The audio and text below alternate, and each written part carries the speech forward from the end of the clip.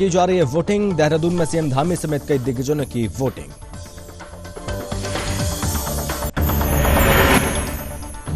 Dehradun camp कार्यालय में कार्यक्रम आयोजित, सीएम धामी ने शिरकत की। सीएम धामी ने नेशनल खेलो मास्टर्स गेम्स की स्वर्ण और कांस्य पदक विजेता फुटबॉल जो खिलाड़ियों को सम्मानित भी किया। ऋषिकेश में सावन के पहले सोमवार को मंदिरों में उमड़ी भीड़। भारी संख्या में श्रद्धालु पहुंचे वीरभद्र मंदिर। श्रद्धालुओं ने मंदिर में की पूजा अर्चना। कांवड़ यात्रा पर प्रशासन की तैयारी। ऋषिकेश के नवनियुक्त डीएम ने अधिकारियों के साथ बैठक की। डीएम ने अधिकारियों को निर्देश दिए।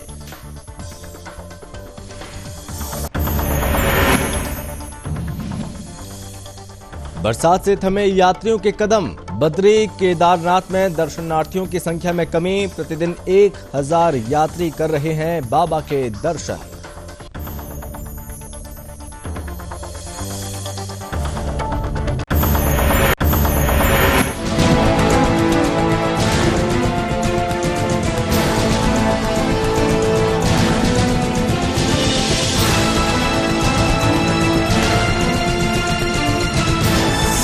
आप देख रहे हैं सुदर्शन न्यूज। नमस्कार, बहुत स्वागत है आप सभी का अपने उत्तराखंड में। मैं हूं आपके साथ संभव गुप्ता। उत्तराखंड में सुबह 10 बजे से ही राष्ट्रपति चुनाव के लिए मतदान जारी है और जिसमें राज्य के सभी 70 विधायक अपना मतदान कर रहे हैं। आपको बता दें कि उत्तराखंड विधानसभा भवन में मतदान की जो प्रक्रिया वो जारी है, जिसमें बीजेपी, कांग्रेस, बसपा और निर्दलीय विधायक अपना मतदान राष्ट्रपति पद के उम्मीदवारों के लिए कर रहे हैं। इसी कड़ी में उत्तराखंड के मुख्यमंत्री पुष्कर सिंह धामी ने मतदान किया। इस दौरान सीएम धामी ने कहा कि सत्ता पक्ष के साथ साथ विपक्ष के विधायकों को भी अपनी अंतरात्मा की आवाज सुननी चाहिए। एनडीए की राष्ट्रपति उम्मीदवार को लेकर सीएम धामी ने कहा कि एनडीए उम्मीदवार एक तरफा चुनाव जीत रही हैं, क्योंकि उनकी जीत तभी सुनिश्चित हो गई थी जब उनके नाम की घोषणा हुई थी और आज उत्तराखंड से वो बड़ी जीत हो रही है, अग्रसर हो रही है।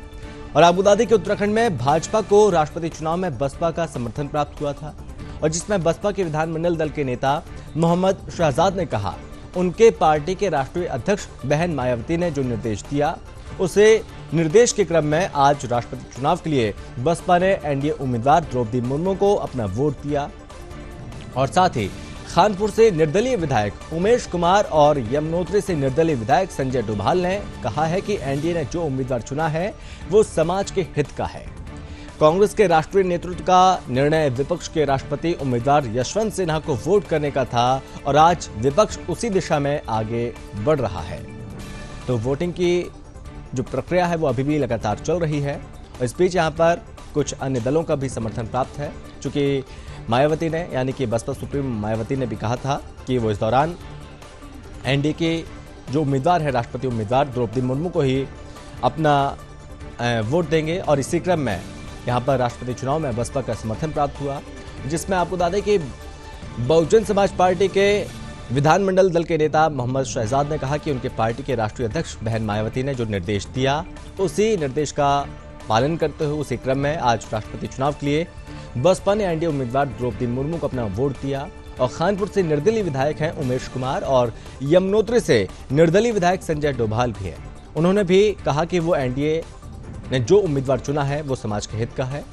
तो वहीं आपको बता दें कि कांग्रेस के राष्ट्रीय नेतृत्व का निर्णय विपक्ष के राष्ट्रपति उम्मीदवार यशवंत सिन्हा को वोट करने का था और आज विपक्ष उसी दिशा में आगे बढ़ रहा है।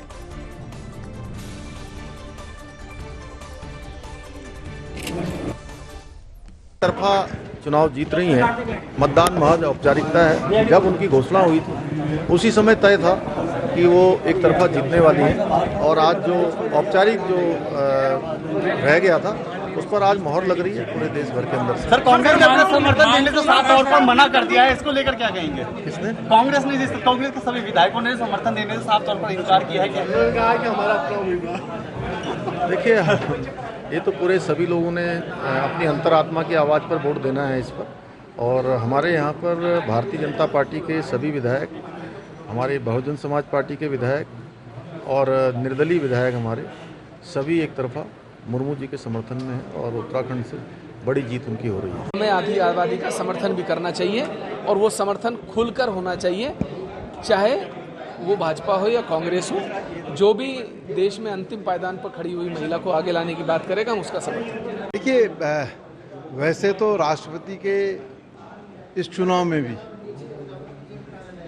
अंतरात्मा की आवाज़ पर और प्रत्याशियों की पृष्ठभूमि को देख करके मतदान होना चाहिए था, लेकिन अब मैं कहूँगा कि बीन बजाएंगे तो क्या फ़ायदा, कोई फ़ायदा नहीं है।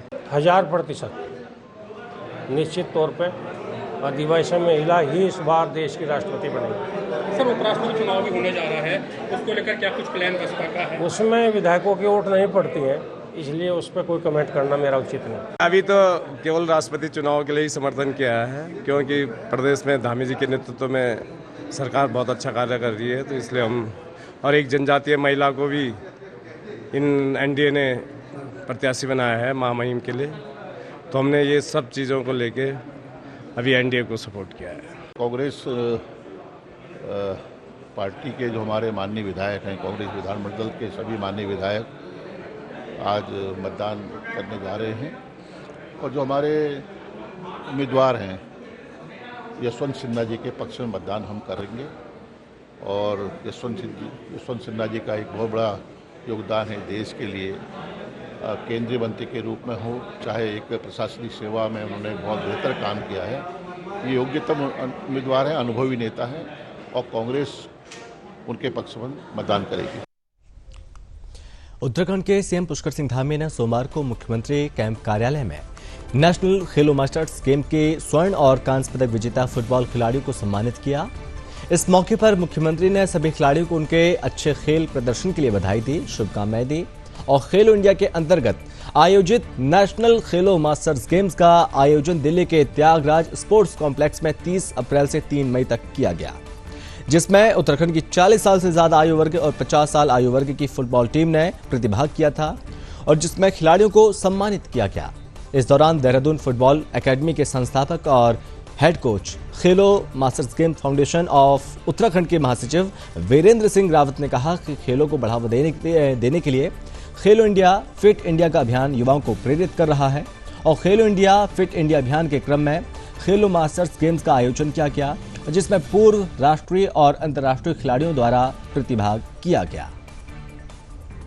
आज मुख्यमंत्री पुष्कर सिंह धामी ने इन सभी खिलाड़ियों को सम्मानित किया है, इन सभी खिलाड़ियों को बधाई दी, शुभकामनाएं दी और इस बीच यहाँ पर सम्मानित की ये तस्वीरें आप देख सकते हैं टीवी स्क्रीन पर, जो कि ये जो कार्यक्रम आयोजित किया था, कैंप कार्यालय में कार्यक्रम आयोजित किया। मुख्यमंत्री पुष्कर सिंह धामी ने इस कार्यक्रम में शिरकत की और खिलाड़ियों का गौरव बढ़ाया, उनका सम्मान बढ़ाया, उनका हौसला बढ़ाया।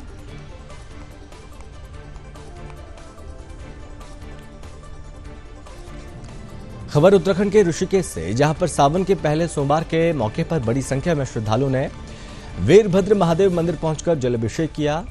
इस दौरान श्रद्धालु लंबी लंबी कतारों में खड़े होते हुए जलाभिषेक करने के लिए अपनी बारी का इंतजार करते नजर आए और आपको बता दें कि सावन का पहला सोमवार है और ऐसे में श्रद्धालु ऋषिकेश के पौराणिक मंदिरों में भगवान शिव को जलाभिषेक करने के लिए पहुंच रहे हैं। ऋषिकेश के वीरभद्र महादेव मंदिर, सोमेश्वर महादेव मंदिर, चंद्रेश्वर महादेव मंदिर के साथ साथ पौराणिक नीलकंठ महादेव मंदिर में भी श्रद्धालु जलाभिषेक के लिए पहुंचकर मंदिरों में पूजा अर्चना कर रहे हैं।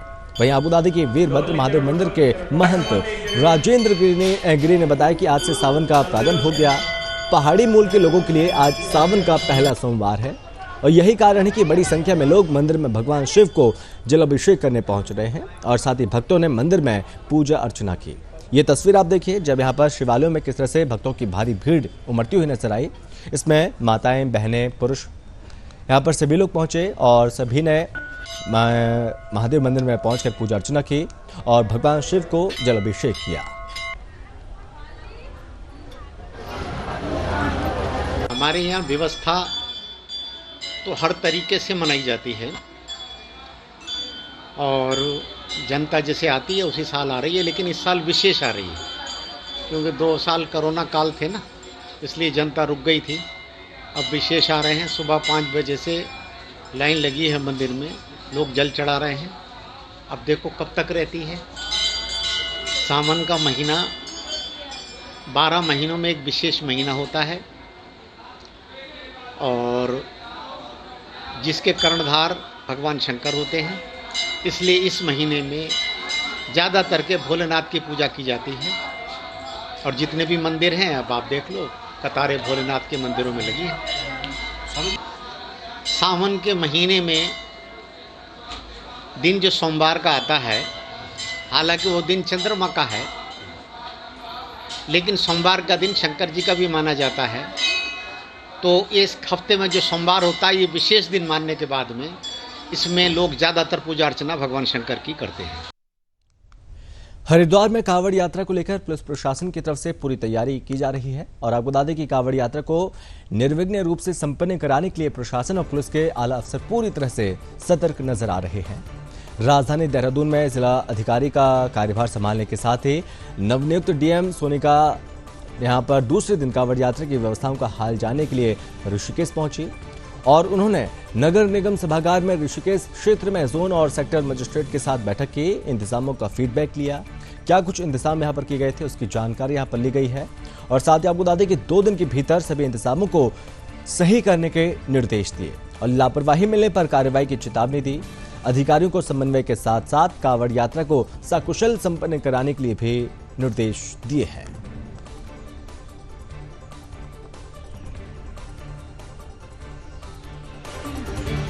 चारधाम यात्रा की शुरुआत में बद्रीनाथ और केदारनाथ धामों में एक दिन में 20,000 से ज्यादा तीर्थयात्री दर्शन के लिए पहुंच रहे थे, लेकिन यहां पर आपको बता दें कि मौसम में बदलाव हुआ और बारिश के कारण बद्रीनाथ, केदारनाथ, गंगोत्री और यमुनोत्री धाम में दर्शन करने वाले यात्रियों की संख्या काफी कम हो गई है।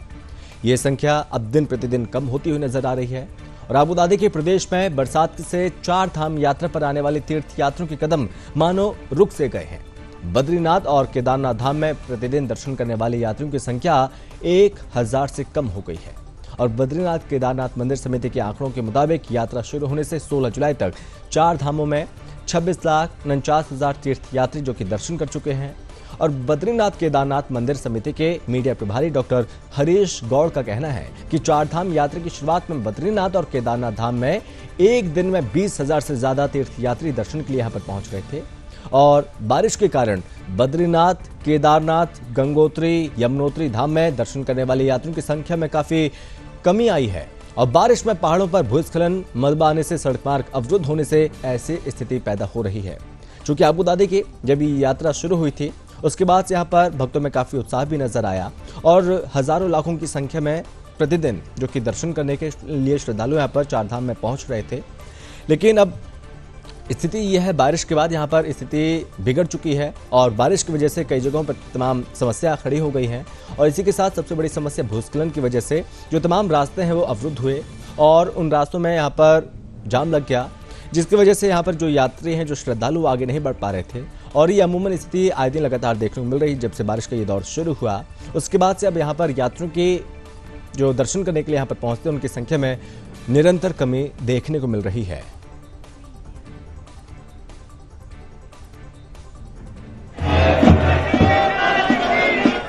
खबर उत्तराखंड से ही, जहां पर कम्युनिटी मेडिकल एसोसिएशन उत्तराखंड के प्रदेश अध्यक्ष डॉक्टर वीरेंद्र कुमार शर्मा ने प्रेस क्लब सभागार में प्रेस वार्ता की और इस दौरान उन्होंने कहा कि सीएमएस डिप्लोमा धारक डॉक्टर्स ग्रामीण, पिछड़े, पर्वतीय क्षेत्र और दूर दराज के निर्धन, असहाय, वृद्धजन और विकलांगों को 24 घंटे अपनी सेवाएं प्रदान कर रहे हैं।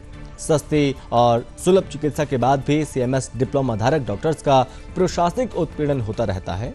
ये डॉक्टर्स प्रदेश में हेल्थ केयर तो खोल सकते हैं लेकिन इनका पंजीकरण नहीं होता। सीएमएस डिप्लोमा सुप्रीम कोर्ट से मान्यता प्राप्त है और WHO से निर्धारित औषधियों से इलाज किया जाता है और साथ ही उन्होंने कहा कि हमारी मांग है कि सुप्रीम कोर्ट के लीगल स्टेटस के तहत सीएमएस डिप्लोमा धारक डॉक्टर्स का भी शासन में पंजीकरण किया जाए। आपको बता दें कि सीएमएस डिप्लोमाधारी चिकित्सकों ने सुप्रीम कोर्ट के आदेश का हवाला दिया और प्रदेश स्तर पर सीएमएस चिकित्सकों का पंजीकरण करने का प्रावधान शासन में सम्मिलित करने की मांग की है।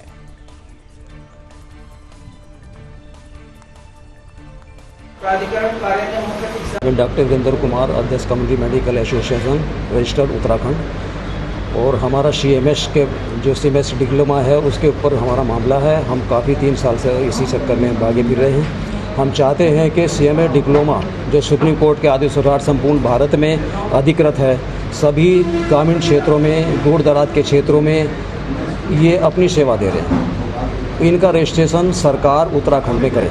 ये एक CMS डिप्लोमा है जिसकी फुल फॉर्म है कम्युनिटी मेडिकल सर्विस, और इसको हाई स्कूल कैंडिडेट पास करने के बाद डिप्लोमा कर सकता है। ये 2 साल का डिप्लोमा है, और 2 साल का डिप्लोमा करने के बाद इस डिप्लोमा को संपूर्ण भारत में माननीय सुप्रीम कोर्ट ऑफ इंडिया द्वारा अधिकृत किया गया है। इसके लिए जो विश्व स्वास्थ्य संगठन है उसने भी अपनी औषधियाँ निर्धारित की है कि आप इन्हीं औषधियों के अंतर्गत प्रैक्टिस कर सकते हैं। खबर उत्तराखंड के देहरादून से, जहां पर देहरादून के गुमानेवाला में 8 दोस्त अपने जन्मदिन मनाने के लिए तपोवन के नीम वन पहुंचे। और इस बीच यहां पर आपको बता दें कि लेकिन 3 दोस्तों के गंगा में डूबने से जन्मदिन की खुशी पल भर में मातम में तब्दील हो गई। स्थानीय लोगों ने इसकी सूचना थाना मुनि कीर्ति पुलिस को दी, और थाना मुनि कीर्ति पुलिस ने SDF ढालवाला की मदद से रविवार को भी गंगा में घाट और बैराजों पर सर्च अभियान चलाया, लेकिन किशोरों का कहीं कुछ पता नहीं चल पाया। थाना मुनि कीर्ति पुलिस ने कहा कि किशोर पार्टी मनाने यहां पर आए थे, और जहां सभी दोस्त ऋषिकेश गंगा में उतर गए। तेज बहाव होने के कारण एक किशोर गंगा में बहने लगा, और साथी को गंगा में बहता देख 2 अन्य किशोरों ने उसे बचाने का प्रयास किया, लेकिन तीनों किशोर गंगा की तेज धाराओं में बह गए। फिलहाल मामले में NDRF की तरफ से रेस्क्यू जारी है।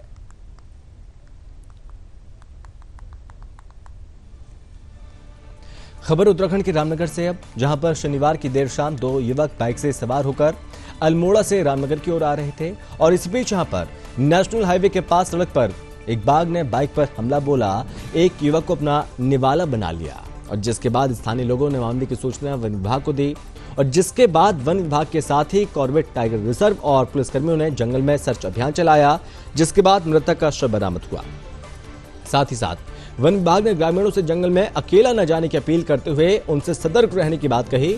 वहीं मामले में ग्रामीणों ने वन विभाग के खिलाफ अपना रोष जताया और कहा कि इस इलाके में पिछले लंबे समय से बाघ का आतंक बना हुआ है, और ग्रामीणों का कहना है कि कई लोगों ने इस इलाके में 4 बाघ देखे हैं, और बाघ कई पालतू जानवरों को अपना शिकार बनाने के लिए साथ ही साथ ग्रामीणों पर भी हमला कर चुके हैं।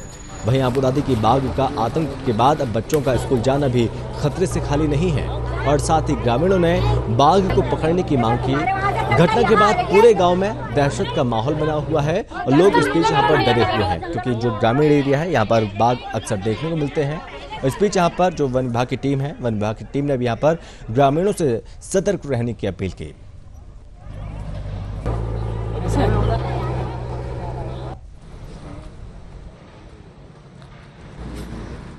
कल रात हमारे वहाँ टाइगर ने एक चलते हुए एक आदमी पर 2 तरफ बारिश ने, और वहाँ से यहाँ जंगल तक लाया, और हम सारे गांव वालों को हमको टाइगर से आज नहीं बहुत टाइम से खतरा है। और वन विभाग की टीम ने आज तक हमारे गांव वालों के लिए कोई ऐसा काम नहीं किया, हमको खाली असंतुष्ट करा कि हाँ कि हम ये टाइगर पकड़ेंगे, हमने पकड़ लिया है, और खाली हमने अपनी आंखों से यहाँ ये तो एक बता रहे यहाँ 4 टाइगर हैं। गांव वालों ने सबने देखा कि 4 टाइगर यहाँ घूम रहे हैं और खुलेआम घूम रहे हैं, और गांव वालों को दिक्कत हो रही है। यहाँ पर स्कूल है, छोटे छोटे बच्चे आते हैं जंगल के रास्ते, और बच्चों की सुरक्षा के लिए कोई सिक्योरिटी नहीं, कोई व्यवस्था नहीं, कुछ नहीं, और कोई हमको कोई भी टीम हमारा सहयोग नहीं कर रही है। और आज हम सब गांव वाले हम यहाँ पे धरना देने के लिए आ रहे हैं। हम चाहते हैं कि हमारे सामने ये 4 टाइगर पकड़ के लाए, और तभी हम लोग संतुष्ट होंगे, और नहीं तो हम यहाँ ही खड़े रहेंगे, हम जंगल में ही खड़े रहेंगे सारे गाँव वाले। कल रात करीब 8 बजे की बात है, हमें सूचना प्राप्त हुई कि एक टाइगर बाबा जो है 2 मोटरसाइकिल सवार ऊपर से रानीखेत साइड से कहीं आ रहे थे, जो यूपी के रहने वाले। उसमें से एक आदमी को खींच के जंगल की तरफ ले गया, जिसमें रात भर सर्च ऑपरेशन चलाया गया, पर कोई कामयाबी नहीं मिली। सुबह फिर दोबारा सर्च ऑपरेशन मेरे ही नेतृत्व में चलाया गया, जिसमें एक हाथ हमारे द्वारा बरामद किया गया। बाकी टीम अभी हमारी कॉम्बिंग कर रही है, और JCB की मदद से पूरी झाड़ियों को क्षेत्र से हटाया जा रहा है। रामनगर जा रहे थे, यहाँ आने के बाद हल्का सा मोड़ लिया, गाड़ी थी कोई 30-35 की स्पीड में, तो राइट साइड से टाइगर ने अटैक कर दिया। मैं आगे भागा 20-25 मीटर, मैंने पीछे को देखा तो कोई नहीं था, बाइक पड़ी थी। फिर मैं वापस आया, चेक पोस्ट पर पहुंचा पीछे, वहाँ जाके बताया सबको। 10-15 मिनट बाद यहाँ पुलिस और वो आ गए थे, वन विभाग वाले। सावन का पहला सोमवार यानी कि शिव की भक्ति से सबसे अच्छा दिन है, और मान्यता है कि शिव को सोमवार का दिन सबसे ज्यादा प्रिय होता है, और इसलिए आपको बता दें कि इस दिन शिव की भक्ति और उनका जलाभिषेक करने पर शिव की कृपा अपार मिलती है। ये भी माना जाता है कि शिव सावन के पूरे महीने अपने ससुराल कनखल में ही निवास कर यहीं से सृष्टि का संचालन और लोगों का कल्याण करते हैं। और ऐसे में हरिद्वार के शिव मंदिरों में आज सावन के पहले सोमवार को भोले शिव का जलाभिषेक करने के लिए श्रद्धालुओं का तांता लगा हुआ है। कोरोना काल के 2 साल बाद पहला सावन का सोमवार पड़ रहा है। वहीं पुलिस प्रशासन ने सुरक्षा के कड़े प्रबंध किए और जहां पर हजारों भक्त मंदिर में भगवान भोलेनाथ का जल अभिषेक कर मंदिर में पूजा अर्चना कर रहे हैं। आपको बता दें कि सुबह से ही मंदिर में भक्तों का तांता लगा है। वहीं पुलिस प्रशासन की तरफ से मंदिरों में सुरक्षा को लेकर तमाम पुख्ता इंतजाम यहां पर किए गए हैं।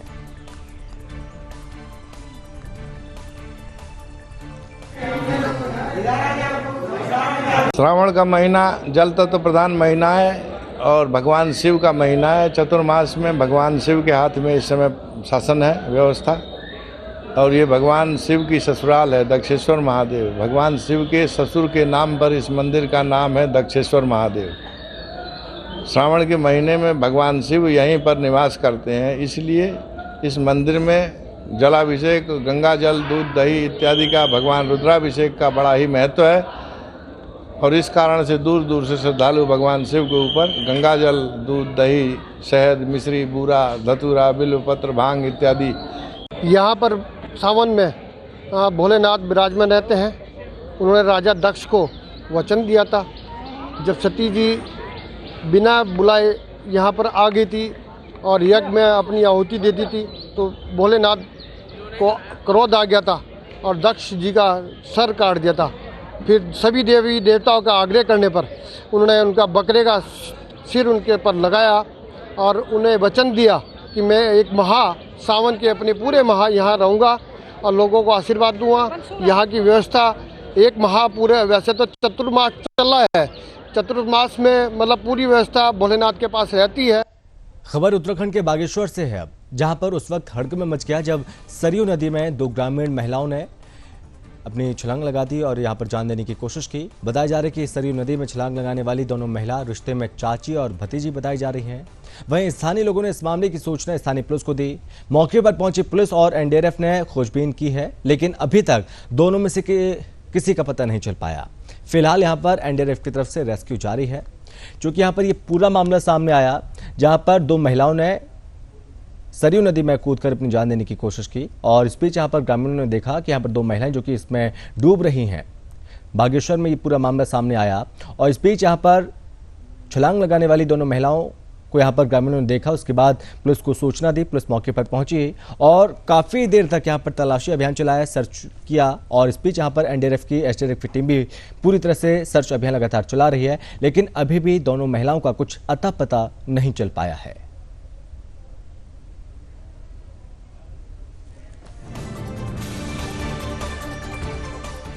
और वहीं आपको बता दें कि बागेश्वर में ये पूरा मामला सामने आया जहां पर छलांग लगा दी 2 महिलाओं ने और बताया जा रहा है कि जो चाची और भतीजी दोनों ही बताई जा रही हैं। यहाँ पर पुलिस का कहना है कि दोनों को खोजने के प्रयास लगातार हो रहे हैं, लेकिन अभी तक कोई शिनाख्त नहीं हो पाई। वहीं सावन महीने के शुरू होते ही कांवड़ यात्रा का शुभारंभ हो जाता है और देश के कोने कोने से शिव भक्त कांवड़ लेकर धर्म नगरी हरिद्वार यहाँ पर पहुंचते हैं और यहाँ से गंगा जल लेकर के अपने गंतव्य की तरफ निकल पड़ते हैं। इसको लेकर के प्रशासन अलग अलग तरीके से तैयारियां करता है जिससे कि ये कांवड़ मेला सकुशल संपन्न हो सके। आपको बता दें कि बीते 2 साल से कोविड के चलते कांवड़ मेला स्थगित कर दिया गया था। वहीं 2 साल बाद इस बार कांवड़ मेले में की शुरुआत हुई है और हजारों लाखों की संख्या में कांवड़ यात्री इसमें पहुंच रहे हैं। ऐसे में कयास लगाया जा रहा है कि इस बार काफी संख्या में शिव भक्तों की धर्मनगरी आने की उम्मीद की जा रही है, जिससे सुरक्षा को लेकर के पुलिस प्रशासन ने चाक चौबंद प्रबंध किए और धर्मनगरी हरिद्वार के कोने कोने पर सीसीटीवी कैमरे से निगरानी की जा रही है। वहीं आपको बता दें कि एसएसपी हरिद्वार ने बताया कि हमने 350 कैमरे अलग अलग जगहों पर लगा रखे हैं और इसका एक कंट्रोल रूम जो कि बनाया गया और कंट्रोल रूम से ट्रैफिक व्यवस्था को कंट्रोल करने के साथ साथ असामाजिक तत्वों पर निगरानी बाकायदा रखी जा रही है और इन कैमरों के कंट्रोल रूम से ही अपने अपने प्लेन को चेंज करते रहते हैं।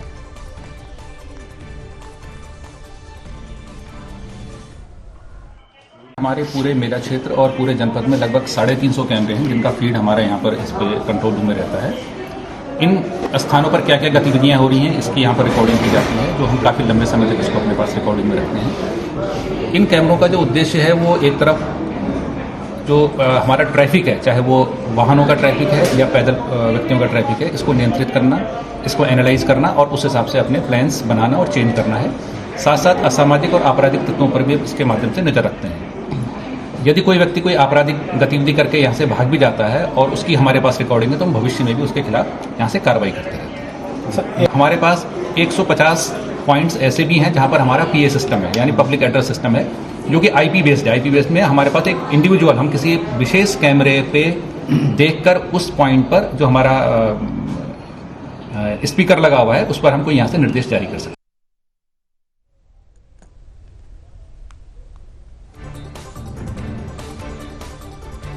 खबर उत्तराखंड से, जहां पर अवैध अतिक्रमण को लेकर पुलिस प्रशासन की लगातार कार्रवाई सामने आ रही है और इसी कड़ी में DM के निर्देश पर उत्तराखंड में स्थानीय प्रशासन का बुलडोजर गरजता रहा। इस दौरान पुलिस प्रशासन की तरफ से 30 जगह से अवैध अतिक्रमण को हटाया गया और DM ने यहां के SDM को अतिक्रमण चिन्हित कर अभियान चलाने के निर्देश दिए थे। आपको बता दें कि प्रदेश में पुलिस प्रशासन की तरफ से अवैध अतिक्रमण को लेकर लगातार अभियान चलाया जा रहा है और ऐसे में SDM नरेश चंद्र दुर्गापाल के नेतृत्व में सड़कों से अवैध अतिक्रमण ध्वस्त कर दिया गया और SDM के नेतृत्व में राजस्व, लोनीवी राष्ट्रीय राजमार्ग एवं नगर पालिका परिषद की संयुक्त टीम ने camel back road, spring road क्षेत्र में चिन्हित अवैध अतिक्रमण को ध्वस्त किया और टीम ने सड़क पर रखी सामग्री को भी हटाया। SDM ने बताया कि शहर की सबसे महत्वपूर्ण सड़क कैमल बैक अवैध अतिक्रमण और अवैध कब्जों से सक्रिय हो गई थी और जिससे पर्यटक और स्थानीय लोगों को समस्या होती थी। इसके अलावा जाम की समस्या बनी रहती थी। यहाँ पर कई बड़े होटल भी बन गए मगर उनके पास पार्किंग की सुविधा नहीं है। बताया कि अभियान के दौरान कई लोगों ने अतिक्रमण को खुद हटा दिया और बताया कि जिसने अपने अतिक्रमण नहीं हटाए हैं उनके अतिक्रमण बुलडोजर से ढा दिए गए हैं।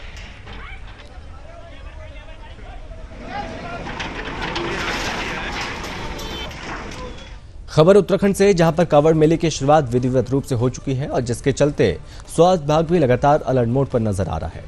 स्वास्थ्य विभाग की तरफ से कांवड़ियों की सुविधा के लिए हरिद्वार कांवड़ मेला क्षेत्र में 20 अस्थायी चिकित्सा केंद्रों को स्थापित किया गया, जो कि हरिद्वार पहुंचने वाले कांवड़ियों को अपनी सेवाएं प्रदान करेंगे। स्वास्थ्य विभाग की तरफ से अस्थायी चिकित्सा केंद्र के साथ साथ स्थायी सरकारी चिकित्सालय के अलावा आधा दर्जन से ज्यादा निजी हॉस्पिटल भी अपनी सेवाएं कांवड़ मेले में प्रदान कर रहे हैं और इस मौके पर चिकित्सा अधिकारी डॉक्टर नरेश चौधरी ने कहा, चिकित्सा केंद्र का उद्घाटन जिलाधिकारी ने किया और साथ ही उन्होंने कहा कि हमारे पास पूर्ण रूप से 24 घंटे तैनात डॉक्टर हैं और इसके अलावा मोटरसाइकिल एम्बुलेंस भी कांवड़ मेला क्षेत्र में चलाई जा रही है। हर चिकित्सा शिविर पर एम्बुलेंस के माध्यम से गंभीर स्थिति को देखते हुए श्रद्धालुओं को रेफर करने के लिए कई अस्पताल मौजूद हैं। जो भी कांवड़िया श्रद्धालु हरिद्वार पहुंच रहे हैं उनके स्वास्थ्य के लिए किसी भी तरह की कोई परेशानी ना हो, इसके लिए स्वास्थ्य विभाग लगातार कार्य कर रहा है।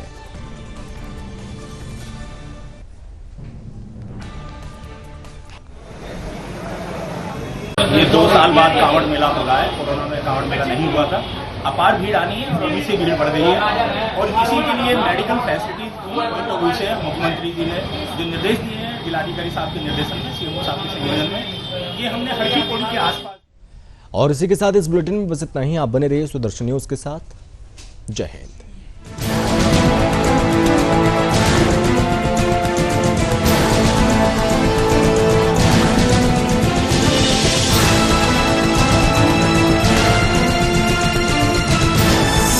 आप देख रहे हैं सुदर्शन न्यूज।